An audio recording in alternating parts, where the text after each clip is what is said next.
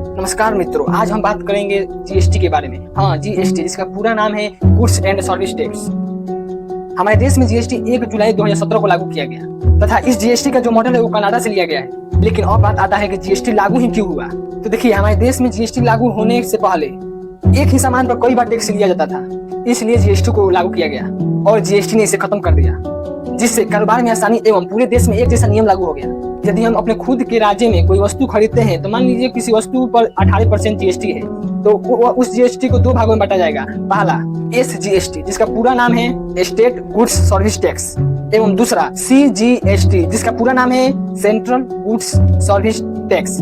वस्तु का 18% जीएसटी है तो 9% जीएसटी सीजीएसटी लेगा एवं 9% जीएसटी एसजीएसटी लेगा, यानी 9% जीएसटी राज्य सरकार के पास आएगा और 9% जीएसटी केंद्र सरकार के पास जाएगा। यदि हम दूसरे राज्य से कोई वस्तु खरीदते हैं, मान लीजिए उस वस्तु पर 18% जीएसटी है, तो वह पूरा जीएसटी आईजीएसटी के पास जाएगा जिसका पूरा नाम है इंटीग्रेटेड गुड्स सर्विस टैक्स, यानी पूरा जो आपके पास जीएसटी 18% लगेगा वो पूरा जीएसटी केंद्र सरकार के पास जाएगा। लेकिन अब हम बात करें कि किस वस्तु पर कितना जीएसटी है। चलिए मैं आपको यह भी बता देता हूँ किस चीज पर कितना जीएसटी है।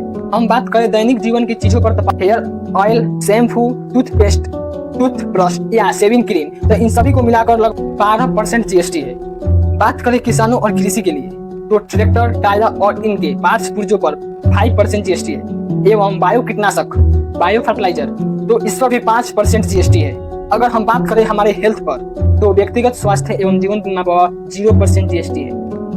अगर हम बात करें वाहनों पर, तो पेट्रोल, एलपीजी एवं सीएनजी कारें जो 1200 सीसी से अधिक है, इन पर 18% जीएसटी है। और सबसे महत्वपूर्ण बात, अगर बात करें शिक्षा पर, तो नक्शे, चार्ट एवं ग्लोबल पर आपको 0% जीएसटी है एवं पेंसिल, पेन, बुक्स, नोटबुक्स पर केवल और केवल 0% जीएसटी है। हम जाने से पहले आप लोगों को एक ऐप के बारे में बताना चाहता हूँ। बहुत ही बढ़िया ऐप है, आपको इंग्लिश सीखने में बहुत ही मदद करेगी। इस ऐप का नाम है PW Talk और आप यही प्ले स्टोर से और इस ऐप को डाउनलोड कीजिए। यह ऐप आपको इंग्लिश सीखने में बहुत ही सहूलियत देगी। हमने भी इस ऐप को ट्राई किया था और हमारी इंग्लिश थोड़ा से अधिक बहुत ही अधिक इंक्रीज हो गई है।